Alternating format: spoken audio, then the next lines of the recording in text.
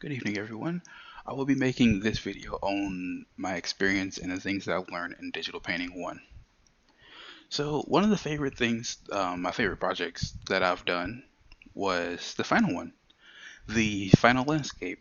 The reason for that is because I was able to see um, just how far I've actually come compared to my drafts, or taking a step back compared to the values, or compared to the coloring and lighting. I was able to put just about all of it into one piece and actually sit down and compare or just look at the progress that I've made so far. Though it isn't much, it is definitely still progress nonetheless. Another thing that I love is okay, the organization um, within Photoshop.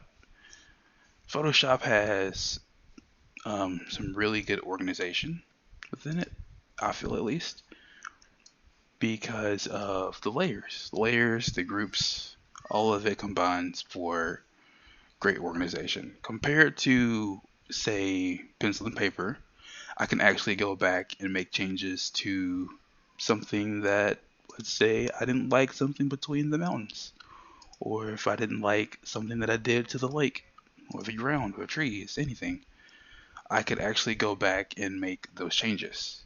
Also, um, moving on from that, one of the more challenging things that I've experienced in this course would be probably drop off um, in terms of saturation. Like the thing is away from you, the more it seems to quote unquote disappear. It seems basic. It is basic, but it tends to like slip my mind, and it's something that I have to constantly think about. It's like, well, the further the thing gets away from you, it's not going to be as visible as if it was right in front of you, right? And I have to constantly remind myself of that.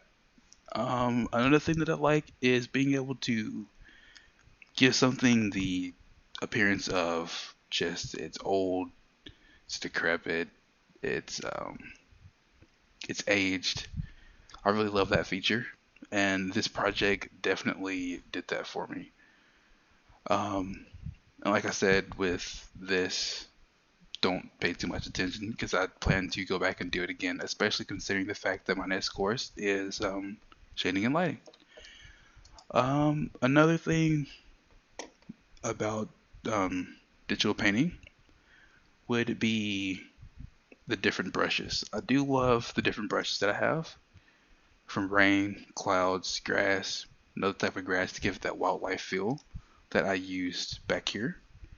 A yellow brick road, which uh, honestly, personally, I love it myself.